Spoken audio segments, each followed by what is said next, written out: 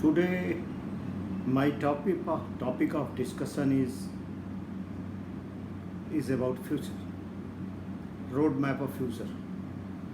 What kind of global economic order? What kind of global political international economic order? What kind of industrial roadmap of the future? What are going to be international balance of power, global institutions, post pandemic or during the pandemic? There are several indicators right now, but I can very well imagine that a lot of things are still, not clear, but they are lying in the lap of time, still unfolded. But one thing is very clear that the international political and economic order is facing tremendous challenges from inside countries, from outside countries. The economic shutdowns, global slowdowns cascaded by the pandemic, the loss of economic activities, the delay in arrival of credible vaccine and therapeutic things, and then taking advantage of certain things internationally, the kind of irresponsibility of certain nations for not openly coming out what went wrong with them, how the pandemic emerged, how it was allowed to spread, why the WHO was not timely informed, and how WHO was influenced not to tell to the world very simple thing, which means human to human transmission of the disease. Even an ordinary doctor will say that a disease, a viral disease, with having symptoms of pneumonia and all that, with the cough and all that, can be easily transmitted from human to human. In our Indian system, even when somebody has a cold, sore throat, if he's sneezing, yeah, people are advised to stay away a little bit because it can spread like that. This simple medical proposition was not understood for the regions best known to them, and then locking the particular city for internal control on the spread of disease, and then allowing international flights to move on, to go on. So in a way, it seems to be very very doubtful what was the role of that country. And then comes the post UN pandemic declaration, the way things were kept secret, the way the evidences of the virus was washed away from the lab or from the Wuhan market. All these things indicate certain things, because if I am clean, I can understand that the virus could have been accidentally emerged from the lab also. Behind genetic theory, I do not suppose, because the wildlife eating and wildlife domestication is very much popular for centuries in that country. So the emergence of this virus, all of a sudden from wildlife market, is something, a concocted theory, a manufactured theory. But more doubt goes to the lab, where it might be an accident, and covering of that accident has gone very very higher levels, just to defend the shame of not being able to control the virus. And then when there is a level 4 lab, when such highly critical viruses are being experimented, and the safety protocols and safety requirements, all these things are actually not possible in a normal way. And once any accident can happen, I don't say that I believe in conspiracy theory since beginning, but what was actually done post facto is something which is not a healthy sign of being a responsible country. I mean, fine, accident has happened. Let us admit that yes, the virus was accidentally leaked out, and they have taken action against the individuals for their role of negligence and all that. And then what the measures the government took with regard to stoppage of the virus should have internationally been shared immediately, that please put the mask, don't visit to my country, because we have unfortunately had an accident where the virus has come out of the lab and it can infect the whole world, and it's a very serious virus, there is no remedy so far. These kind of narratives should have gone to the world, and the world could have been more protected and could have adopted more protective measures like mask and all that, because the entire world could not understand the magnitude of the spread of the virus and then its other complications. Even the genome was sequenced very early, but the China did not share the sequencing of the genome immediately, and I mean it continuously kept everything very very secretive. For what? I mean, these are, and then all of a sudden you are trying to browbeat countries who are demanding independent inquiries like Australia, and then you are threatening, you are trying to suppress certain democratic movements in Hong Kong, trying to expand your interest in South China, and then trying to create a kind of different relationship dynamics with neighboring countries of India, and then escalating the deployment of the force. And these all things do indicate that actually you are trying to use this situation for your own advantage without caring the emotional and human losses of mankind. See, the lakhs of the people have died. The most adverse sufferer is America. And then, talking in a taunting way and then promoting a kind of different issues in a country to create internal divides, to support certain anti-fascist movement somewhere. All these things do not go with the principles of human civilization. We all have evolved together. We have been communist or capitalist or fascist or whatsoever ideology supporter. Later on, we are human beings first. And no such pandemic situation should be utilized for power gain or political gains.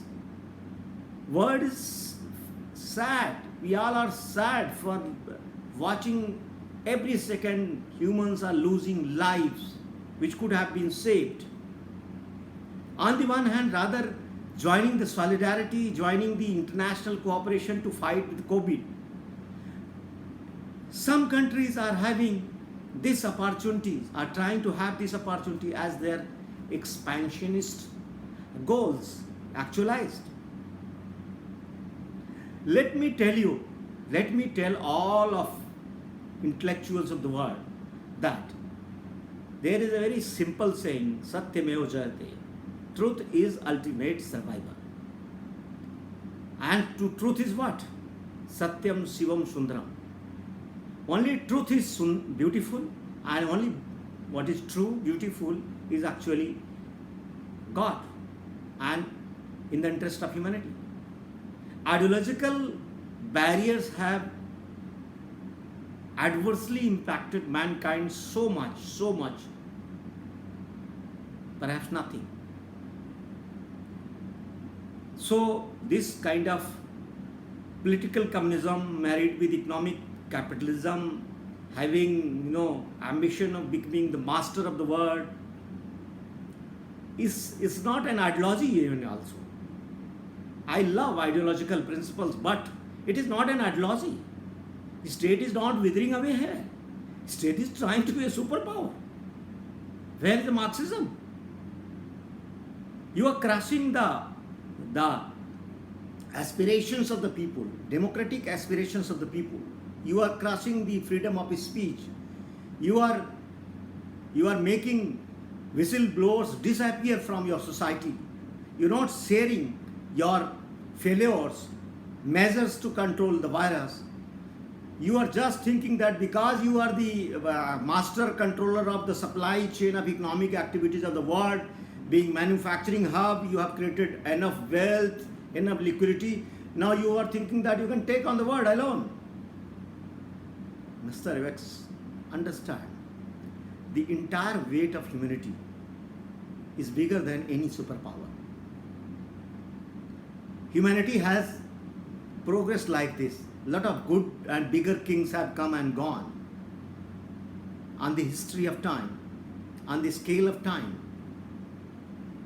It is better to be siding with the right things. Now the world needs international cooperation. Now the world doesn't need a military conflict. Now the world doesn't need suppression of people who have non-violent protests.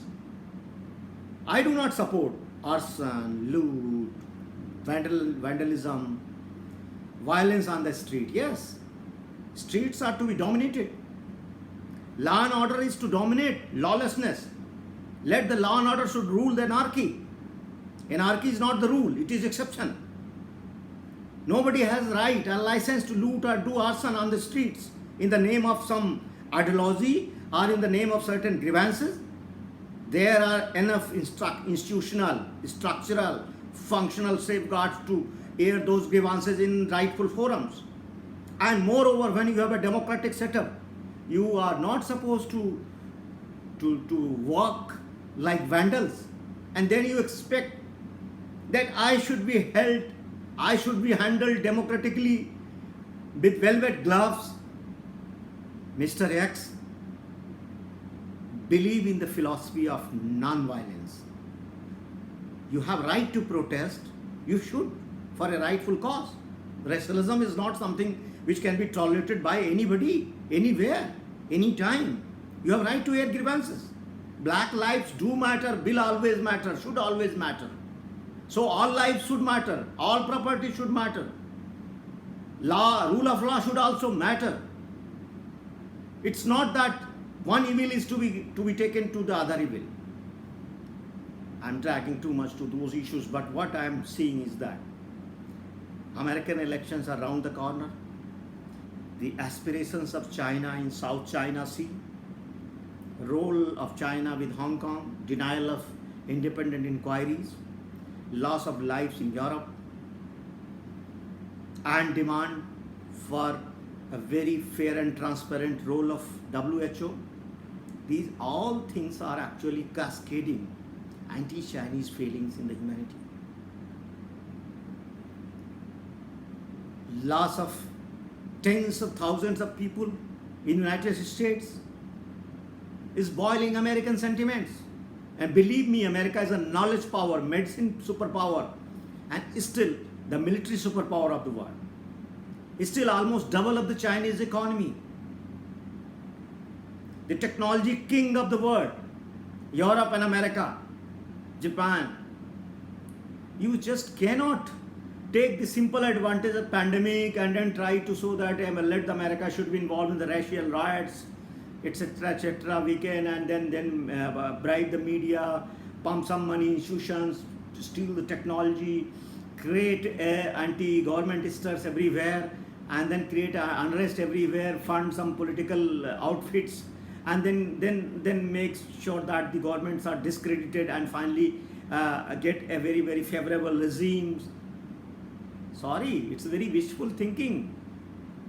Humanity understands the way you are like entering in the systems of the world like a termite. You are bribing influencers of policies, you are bribing the media, you are bribing outfits, you are promoting terrorism, you are promoting terrorist outfits, you are promoting religious radicals worldwide, and then you are trying to become a superpower. A basic precondition to be deserving to be called a superpower is that you must have respect for humanity. Humanity, dignified humanity, cannot be compromised by being economic superpower. You may be, But believe me, because world is importing from you, so you are manufacturing hub of the world. The moment the whole world will know that you are treacherous, you are actually having evil designs against the humanity. Why I will import from you? Why the people will buy from you? After all, humanity is more ruled by the emotions than economics. There is a neurology of economics.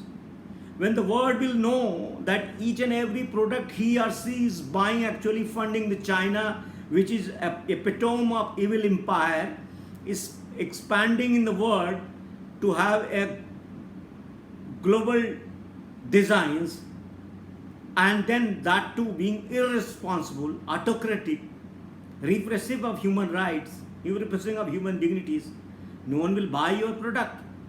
Believe me, people's agitations against you will be costlier to you than regime agitations.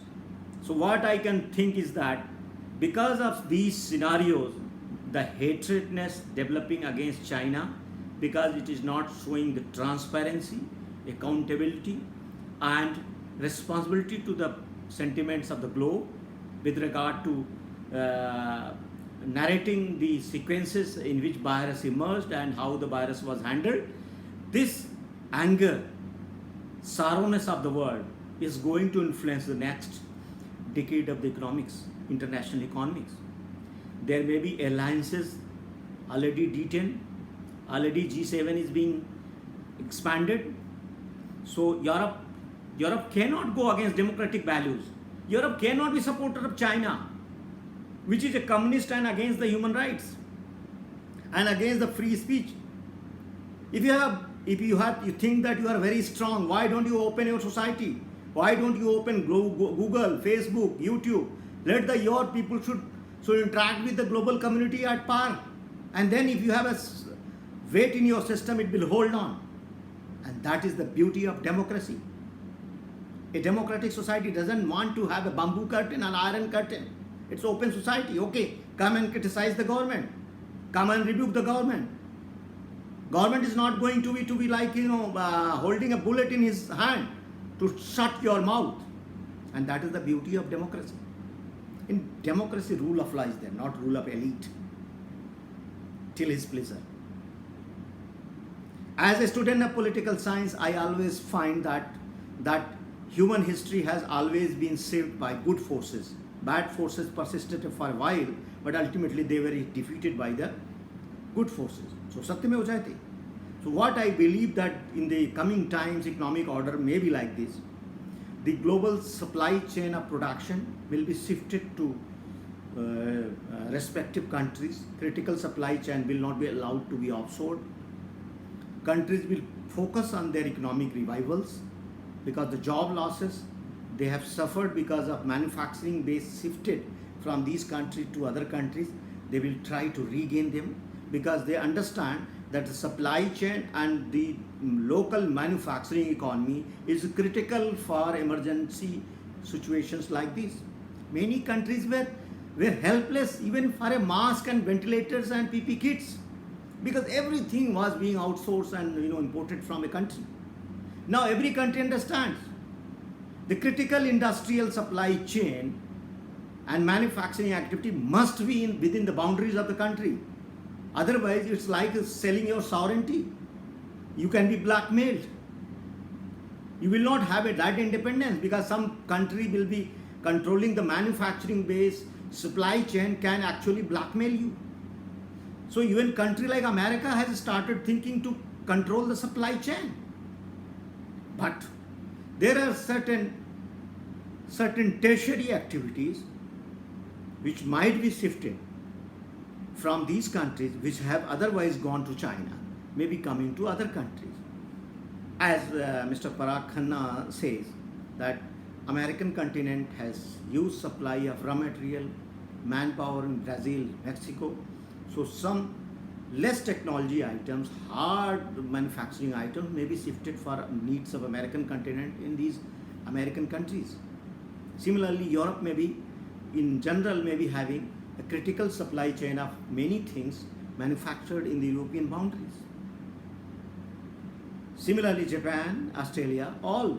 And then certain things which otherwise can be grabbed because of better relationships, better ideological synchronizations with the global community, especially the democratic setups.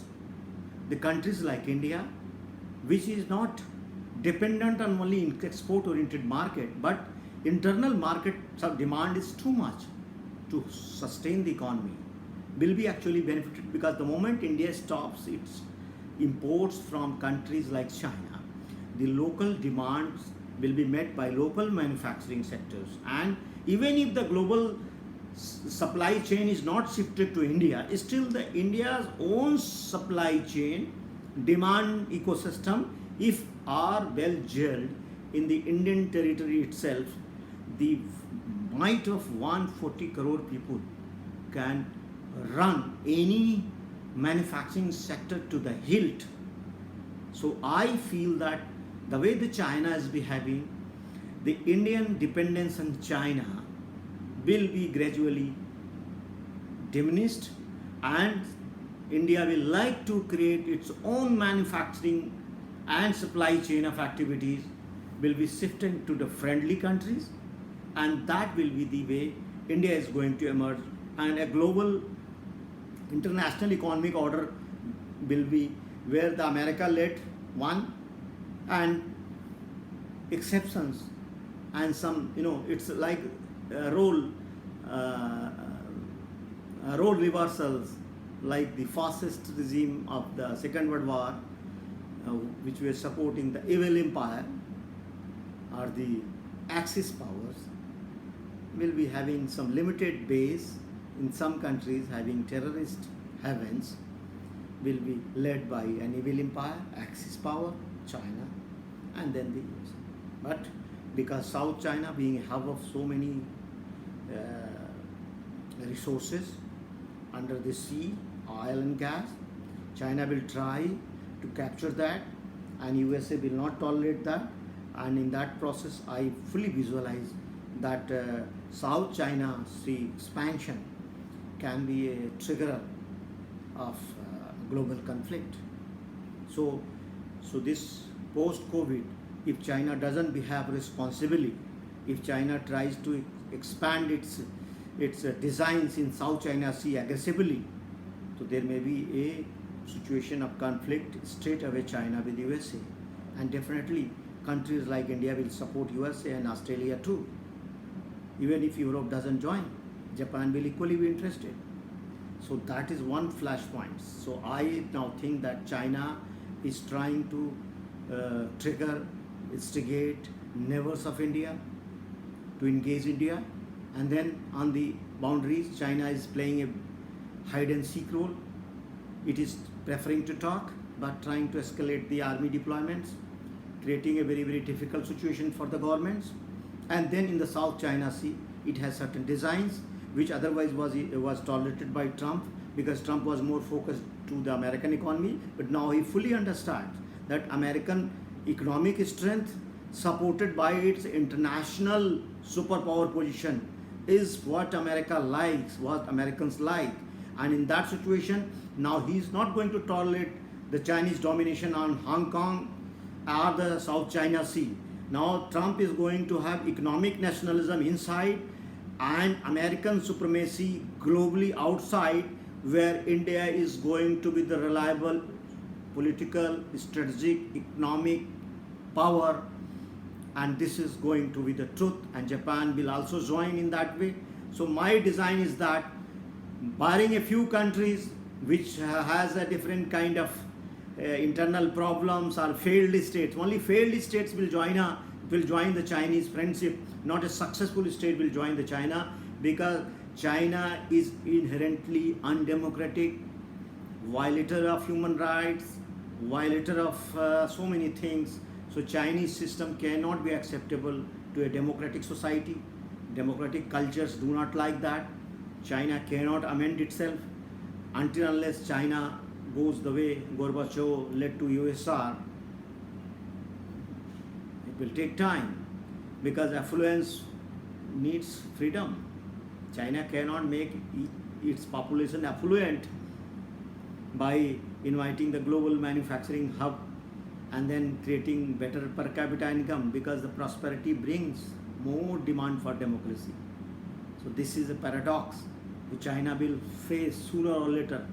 The marriage of political communism with economic capitalism is an impossible combination, and I'm sure that this will disbalance each other, and people, the China will be defeated by the people inside, because they will not like a cattle kind of treatment from the state. So this is what the vision I am thinking the globe will have. In the next lecture, I will be taking some different topic. Till then, bye bye. Please give your comments. This is an academic discussion. This is an intellectual discussion. I would like your comments, which will inspire me, encourage me to make more such videos for your consumption, academic consumption. Thank you very much. Have a good night.